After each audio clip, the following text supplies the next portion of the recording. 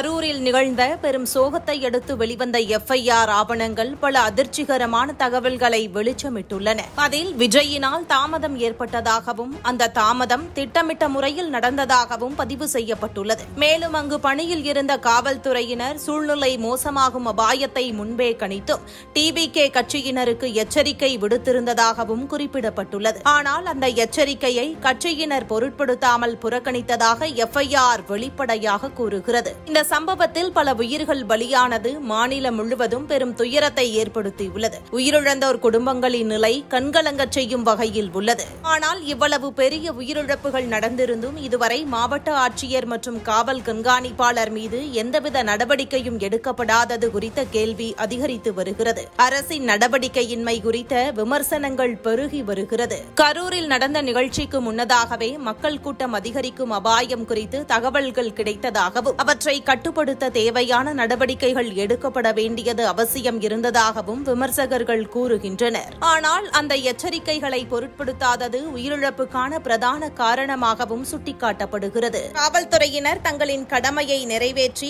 எச்சரித்திருந்தும் அந்த எச்சரிக்கையை மதிக்காமல் நடந்து கொண்டது தவிர்க்க முடியாத பெரும் சோகம் ஏற்பட காரணமாக இருக்கிறது. இதுபோன்ற சூழ்நிலைகளில் அதிகாரிகள் பொறுப்புடன் நடந்து கொள்ள வேண்டியது அவசியம் என்ற கோரிக்கையும் எழுந்துள்ளது. மாநில அரசின் பக்கம் இருந்தும் மாவட்ட நிர்வாகத்தின் மீது இன்னும் நடவடிக்கை எடுக்கப்படாதது மக்களிடையே பெரும் அதிருப்தியை ஏற்படுத்தியுள்ளது. உயிரிழந்தோர் குடும்பங்களுக்கு நிவாரணம் அறிவிப்பது மட்டுமே போதுமானது அல்ல. எதிர்காலங்களில் இதுபோன்ற விபத்துக்கள் நடைபெறாமல் தடுக்க பொறுப்பு நடவடிக்கை தேவை என்பதே பொதுமக்களின் வலியுறுத்தலாகும். கரூரில் ஏற்பட்ட சோக சம்பவம் தமிழக அரசின் ஆட்சித் திறனை சோதிக்கும் வகையில் மாறியுள்ளது. உயிரிழப்புகளை தடுக்க முடியாத நிர்வாக பிழைகள் அரசின் முகத்திற்கு சாயம் பூசுவதாக பொதுமக்கள் குற்றம் சாட்டுகின்றனர். நிகழ்ச்சியில் ஏற்பட்ட அசம்பாவிதம், அதிகாரிகளின் அலட்சியம், எச்சரிக்கை புறக்கணிப்பு ஆகியவை ஒன்றோடு ஒன்று சங்கிலியாக இணைந்துள்ளன. பல உயிர்களை பலிகொண்டு உருவான இந்த சோகம் இன்னும் தமிழக அரசின் மீது மக்கள் சினமாக மாற காரணமாக இருக்கிறது. மாவட்ட ஆட்சியர், காவல் கண்காணிப்பாளர் போன்றோர் மீது உடனடியாக நடவடிக்கை எடுக்காதது